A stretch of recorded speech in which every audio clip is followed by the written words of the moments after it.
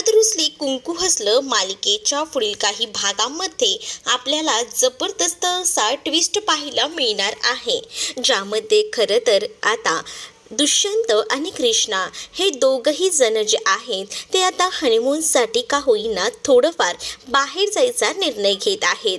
कारण आता सध्याच्या चाललेल्या परिस्थितीमध्ये त्यांना असंच वाटतंय की कुठेतरी आपल्याला एक निवांत वेळ मिळायला हवा. यासाठी आता त्यांनी ठरवलंय की बाहेर जायचं. खरं तर दुष्यंतनेच हे सगळं प्लॅनिंग केलंय. दुष्यंतच्या मनात असंच आहे की कधीतरी आपण बायकोला बाहेर फिरायला घेऊन जाऊया. लग्न झाल्यापासून तो कुठेच त्याच्या बायकोला बाहेर घेऊन गेला नव्हता आणि मग तो तसा विचार करतो आणि तसं तो बुकिंगही करतो आणि तो आता या सगळ्याबद्दल कृष्णाला सांगतो. कृष्णाही आता तयार असते, कारण कृष्णाने आता मनापासून दुष्यंतला स्वीकारलेलं असतं आणि त्यामुळे आता तीही म्हणते की चालेल आपण जाऊया. मग आता दुष्यंत जेव्हा कृष्णाला या सगळ्यासाठी तयार करतो तेव्हा तो खूप जास्त हॅप्पी असतो, कारण ती लोक लग्नानंतर पहिल्यांदा असं कुठेतरी बाहेर फिरायला जाणार असतात. त्यामुळे तो आनंद तिच्या चेहऱ्यावर स्पष्टपणे दिसत असतो आणि दुष्यंतलाही आता खूप छान वाटत असतं की कृष्णाने थोड्या का वेळाने नंतर का होईना आपल्याला या सगळ्या सकट स्वीकारला आहे, आपल्याला तिने ॲक्सेप्ट केलं आहे. ही गोष्ट त्याच्यासाठी खूप असते आणि म्हणूनच आता तो खूप जास्त हॅप्पी असतो. त्यानंतर आता दुष्यंत आणि कृष्णा यांनी बाहेर जायचं प्लॅनिंग केलेलं असतं आणि त्यामुळे आता त्यांची तशा पद्धतीने तयारी सुरू असते. का तर त्यांना आता तिथे जाऊन छान एकमेकांसोबत वेळ घालवायचा आहे आणि यासाठी दुष्यंत कृष्णाला बाहेर घेऊन चाललाय. आता यांची तर तयारी तर झालेली आहे, पण दुसरीकडे सारखी गोष्ट जी आहे ती मनामने खतकते, ती म्हणजे या बाळजाच्या. कारण या बाळजाला ना काही झालं तरी दुष्यंत आणि कृष्णाला एकत्र येऊ द्यायचं नाहीये आणि त्यासाठी ती काही करायला म्हणून तयार असते. म्हणजे ती एका विचाराने हे करत नाही की तिच्या मुलाचा संसार सुरळीत होणार आहे, याचा विचारही ती जराही करत नाही. कारण तिला फक्त एवढंच माहिती असतं की काही झालं तरी सुद्धा या दोघांना एकत्र येऊ द्यायचं नाही. हे दोघं जर एकत्र आले तर आपल्याला हाती काहीच लागणार नाही. तिला हे कृष्णा सून म्हणून पसंत नव्हती आणि त्यात पूजाही तिच्या डोक्यावर बसणारी होती, त्यामुळे तिला तीही सून म्हणून नको होती. तिला फक्त दुष्यंतला तिच्या मर्जीप्रमाणेच बायको आणायची होती, म्हणजेच या घरासाठी सून जे की तिचं सगळं ऐकेल. यासाठी तिचे प्रयत्न सुरू होते. पण आता दुष्यंत कृष्णा जवळ येणार. बाहेर गेल्यानंतर घरात तर आपण त्यांच्यावर लक्ष द्यायला आहोत, काही ना काही कुरघुडी करायला आहोत, पण आता जर ते बाहेर गेले तर नक्कीच एकमेकांच्या जवळ येतील, जे की यायला नकोत. एकदा का कृष्णा प्रेग्नंट राहिली तर आपल्या हाती काहीच उरणार नाही ही भीती कुठेतरी बाळजाच्या मनामध्ये असते आणि त्यामुळे बाळजा आता खचलेली असते. त्यानंतर दुष्यंत बाळजाकडे येतो आणि बाळजाला फिरायला जायचं सांगतो. म्हणजेच काय तर बाळजाला तो सांगू लागतो की आई, मी असा विचार केलाय की लग्न झाल्यापासून मी आणि कृष्णा कुठेही गेलोच नाही. तुलाही माहिती आहे काही ना काही ताणतणाव होतेच आणि त्यामुळे कुठेही जाता आले नाही. म्हणून मग मी विचार केलाय की आता आमच्यातले मतभेद सगळे गैरसमज मिटलेले आहेत. मग विचार केला की जरा कृष्णाला बाहेर घेऊन जाऊ फिरायला, तेवढाच आम्हाला दोघांना एकमेकांना ओळखायला वेळ मिळेल. कारण आमचं लग्न कोणत्या परिस्थितीत झालं हे तुलाही माहिती आहे. त्यानंतर ज्या काही गोष्टी घडल्या त्यामुळे आम्हाला एकमेकांसोबत वेळ घालवता आला नाही. मुळात मी कृष्णाला माझी बायको म्हणून ॲक्सेप्ट करतच नव्हतो, पण तिने मला जिंकून घेतलं आणि त्यामुळेच ना मला असं वाटतं की लवकरात लवकर एकदा तिच्याशी बोलावं, तिच्याशी मनमोकळ्यापणाने गप्पा माराव्या, तिच्या आवडीनिवडी ओळखाव्या आणि यासाठी मी तिला घेऊन बाहेर चाललो आहे. हे बोलून आता दुष्यंत बाजूला होतो. दुसरीकडे दुष्यंत आणि कृष्णा आता हनीमूनला जायचं पॅकिंग करत असतात. त्याच वेळेला त्यांच्या गप्पा सुरू असतात. तर आता कृष्णाला काय आवडतं, म्हणजे तिचा आवडीचा रंग कोणता, तिला खायला काय आवडतं, या सगळ्या काही गोष्टी ना दुष्यंतला माहिती नव्हत्या. एक नवरा म्हणून जो पॉईंट ऑफ व्ह्यू असतो बायकोकडे बघण्याचा तो त्याच्याकडे नव्हताच. म्हणजे त्याला जर कृष्णासाठी काही स्पेशल घ्यायचं असलं, तिला काय आवडतं, कशामध्ये तिची आवड आहे, या सगळ्या गोष्टी दुष्यंतला माहिती नव्हत्या. मग तो विचार करतो की या निमित्ताने का होईना कृष्णाला काय आवडतं काय नाही, तिचे कसे विचार आहेत, या सगळ्या गोष्टी मला ओळखता येतील आणि त्यासाठी तो स्पेशली कृष्णाला बाहेर घेऊन चाललेला असतो. कारण घरात कोणी ना कोणी आहे आणि तसेच त्यांची एकत्र फॅमिली आहे आणि त्या दोघांना असा वेळ सेपरेटली मिळणार नाही असाच विचार ना आता त्याच्या डोक्यात येत असतो आणि म्हणूनच तो कृष्णाला आता बाहेर घेऊन जायचा निर्णय घेतलेला असतो. दुसरीकडे आता कृष्णा जी आहे ती मात्र आता विचार करत असते की किती हे माझा विचार करतात ना, म्हणजे काही हवं नको त्या सगळ्या काही गोष्टी ह्या माझ्यासाठी आणून देतात आणि मी यांच्याबद्दल काय विचार करत होती असाही कुठेतरी मनामध्ये विचार आता कृष्णाच्या येत असतो. दुसरीकडे बायजा तिचं मन मात्र तिला आता खात असतं. ती विचार करत असते की नाही, काही झालं तरी सुद्धा मला ना आता काही करायला हवं, या दोघांना एकत्र यायला द्यायला नको, असाच विचार बायजाच्या मनामध्ये सतत स्थिर असतो. कारण तिला माहिती आहे काही झालं तरी हे दोघंही जण जर एकत्र आले तर पाळणा हा काही महिन्यातच हलेल आणि तिने जे काही स्वप्न पाहिलं होतं ते सगळं उद्ध्वस्त होईल. कारण तिला आता अढळरावांची सुद्धा साथ होती, हेही बरोबर बायजाला माहिती होतं आणि त्यासाठी बायजा जी आहे ती विचार करते की काहीतरी प्लॅन करायला हवा, या दोघांचंही जाणं कॅन्सल करायला हवं आणि यासाठी ती आता डोकं लावत असते की या दोघांचं जाणं कसं कॅन्सल करता येईल या संदर्भात. आता दुष्यंत कृष्णाची सगळी तयारी झालेली असते. घराकडूनच गाडी वगैरे पकडून ते लोक जाणार असतात. घराबाहेर जाणार तितक्यातच आता तिकडनं बायजाचा जोरात आवाज येतो. बायजाचा आवाज आल्याबरोबर बायजाने आपल्या या प्लॅनिंगमध्ये मैना त्यासोबत जयकांत यांना सुद्धा सामील करून घेतलेलं असतं. त्याबरोबर ते दोघंही जण ओरडतात. जयकांत धावत धावतच बाहेर गेलेला असतो आणि काकूंच्या तब्येतीला काहीतरी झालंय, काकूंच्या छातीत दुखते, काकू ओरडतायत असं काहीसं बाहेर जाऊन तो बोलतो. त्याबरोबर आता कृष्णा आणि दुष्यंत हे दोघंही जण धावत धावत बायजाच्या रूममध्ये येतात. बायजाला अटॅक आलेला असतो पण बायजाने ना या सगळ्याचं नाटक केलेलं असतं. बायजा जी आहे ती छातीला हात लावूनच बसलेली असते आणि मला त्रास होतोय, मला दुखतंय असं काहीसं ती म्हणत असते. दुष्यंतला खूप जास्त टेन्शन येतं. दुष्यंत आता बायजाकडे बघत असतो. तातडीने तो डॉक्टरांना सुद्धा बोलवतो आणि डॉक्टर आता बायजाला येऊन चेक करतात. ते डॉक्टर देखील नेहमीप्रमाणेच बायजाला मिळालेले असतात. त्यामुळे ते आता सांगतात की तुम्ही जास्तीत जास्त यांची काळजी घ्या, ह्यांना एकटं सोडू नका कारण ह्यांना खूप जास्त लोड आलेला आहे. मग आता हे एकटं सोडून न जाण्याचं कारण म्हणजे दुष्यंत आणि कृष्णाला घरी थांबवायचं. मग आता दुष्यंत म्हणू लागतो की आईची तब्येत अशी झाली आहे आणि आपण बाहेर कसं जाणार, त्यामुळे त्याने आता बाहेर जाणं कॅन्सल केलेलं असतं आणि त्यामुळेच आता तो कृष्णाला सुद्धा सांगतो की आपण नंतर जाऊया, चालेल ना. कृष्णा विचार करते की जाऊ दे, यांचा आईसाठी जीव तळमळतोय, मग आपण जाणं कॅन्सल करूया. त्यानंतर आता कृष्णा डायनिंग टेबलवर चहा घेत बसलेली असताना त्याच्या बाजूला अढळराव बसलेले असतात. अढळरावांना माहिती असतं की ही सगळी काही बायजाची नाटकं सुरू आहेत. त्यामुळे बायजाच्या बद्दलच आता ते कृष्णासोबत बोलत असतात. कृष्णाला म्हणत असतात की तुला काय वाटलं, ही बायजा आता आतमध्ये जे काही करते ते खरं आहे का? मग कृष्णा म्हणते की हो, बघितलं नाही का तुम्ही केवढा त्रास होतोय त्यांना, खरंच ना, असं अचानक कसं झालं ना काहीच कळलं नाही, असं देखील कृष्णा आता अढळरावांना बोलत असते. त्याच वेळेला अढळराव म्हणतात की ही सगळी ना नाटकं आहेत, नाटकं, काही खरं नाही आहे. तुला माहीत नसेल पण मी सांगतो ना तुला, जी चाललेली ही नाटकं आहेत. मग कृष्णा अढळरावांकडे बघते आणि अढळरावांना म्हणते की खरंच तुम्हालाही असंच वाटतंय का? मी सुद्धा असाच विचार केला होता पण म्हटलं की नाही, अशा बाबतीत ते काही करणार नाहीत. पण आता अढळराव तिला समजवतात, तुम्ही बाहेर जायला निघाला होतात ना, मग त्यामध्ये काही कुरघुड्या करायला नको का?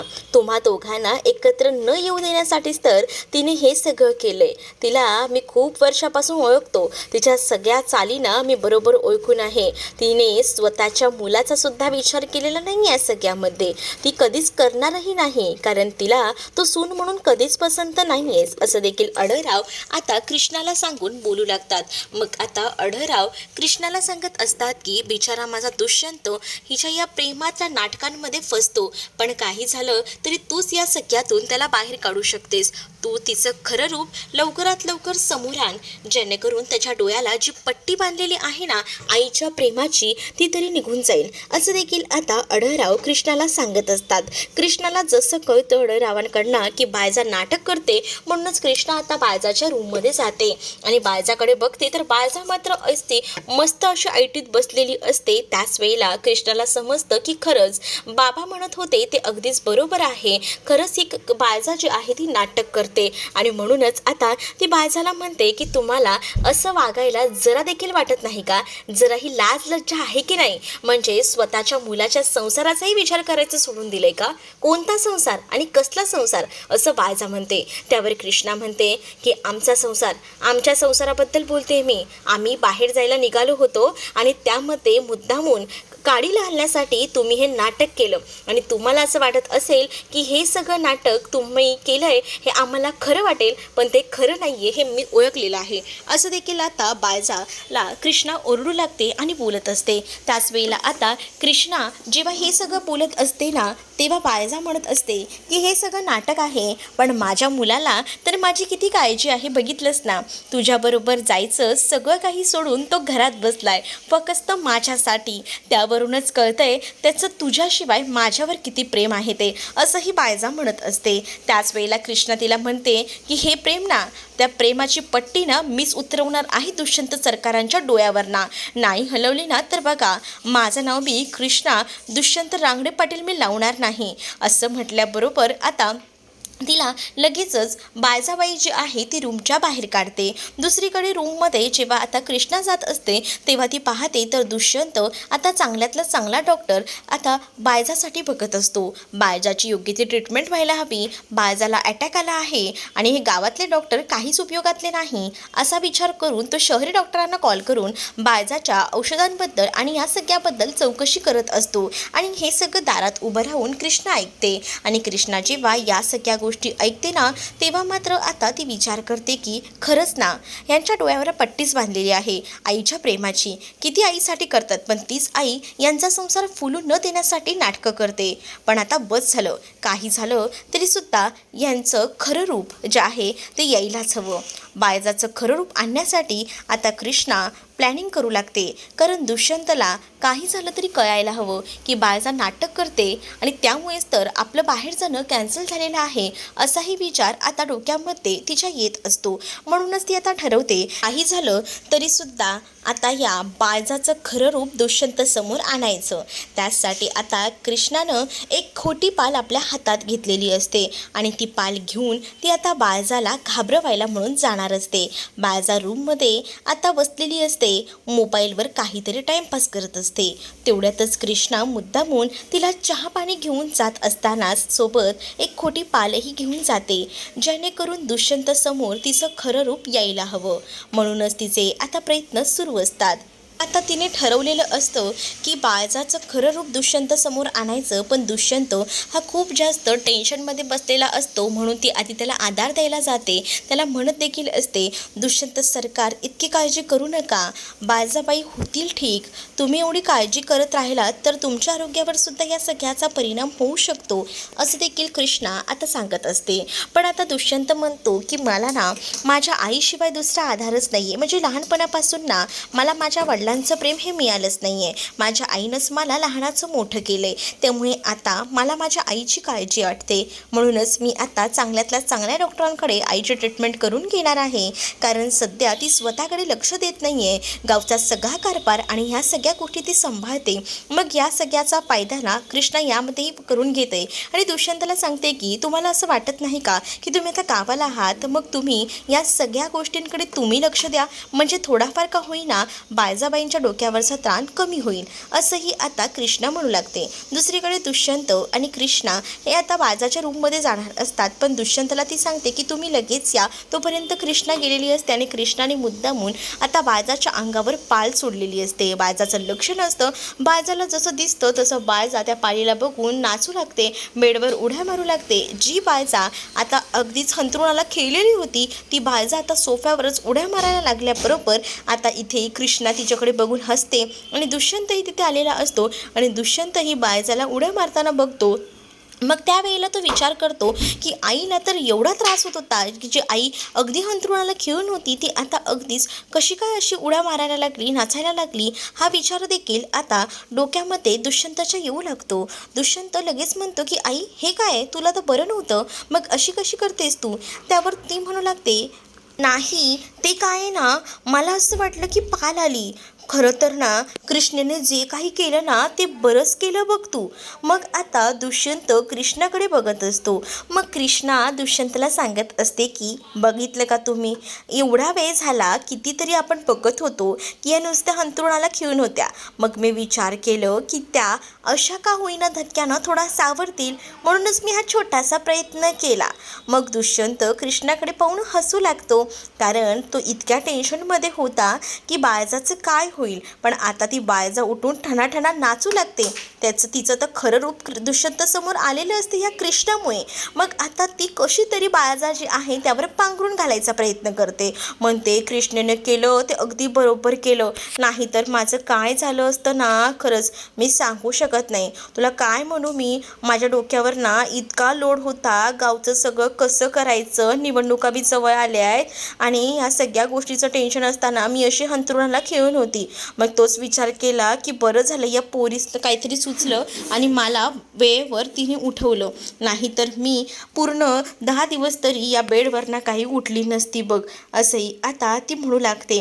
आणि जेव्हा या सगळ्या गोष्टी ती बोलत असते ना, तेव्हा मात्र आता दुष्यंत म्हणतो की आई मीही एक निर्णय घेतला आहे. तर काय झालं पोरा, कसला निर्णय घेतलायस? त्याच वेळेला माझा असा निर्णय झाला आहे की काही झालं ना तरी आता तुझ्यावर जास्त जोर द्यायचा नाही, तुझ्यावर जास्त जबाबदाऱ्या द्यायच्या नाहीत. आणि म्हणूनच मी असं ठरवलं आहे की तू थोडं आरामच कर, म्हणजेच जे काही गावचा कारभार आहे तो थोडाफार प्रमाणात मी सांभाळतो. आणि तसंही आता तू एवढं प्रेशर घेते, एवढी काळजी करते आणि या सगळ्यामुळेच या सगळ्याचा त्रास तुझ्या बॉडीवर होतोय. म्हणूनच मला असं वाटतंय ना की तू या सगळ्याचा त्रास करून घेऊ नकोस, मी आहे सगळं करायला. आता तू आराम कर आणि ज्या काही गोष्टी असतील गावाच्या भवितव्यासाठी त्याबद्दल सगळं काही तू मला सांग, माझ्याशी बोलून घे, असं देखील आता दुष्यंत हा बाळजाला सांगतो. त्याबरोबर बाळजाला टेन्शन येतं. बाळजाला कळतं की दुष्यंतने आता सगळी जबाबदारी घेतली म्हटली तर आपलं काही खरं नाही. तिचं जो काही गोड बंगाल आहे तो सगळा काही दुष्यंतला समजणार, हेही तिच्या लक्षात आलेलं असतं. आणि त्यामुळे ती थोडी आता चाचरत असते. तिला कळत नसतं की दुष्यंतला ही जबाबदारी द्यायची की नाही. पण आता त्यामध्ये कृष्णासुद्धा हावर हा मिसळते, कारण तिलाही वाटत असतं की बाळजाचं जे काही पद आहे ते तिच्यापासून हिसकावून घ्यायचं आणि त्यासाठी ती आता दुष्यंतला पुढे करत असते. तर तुम्हाला हा भाग कसा वाटला आहे कमेंटमध्ये नक्कीच सांगा. आणि अशाच नवनवीन भागांसाठी आपल्या चॅनलला सुद्धा सबस्क्राईब करायला विसरू नका. चला तर मग भेटूया अशाच नवनवीन भागांसोबत आपल्या चॅनलवर. तोपर्यंत चॅनलशी कनेक्टेड राहा.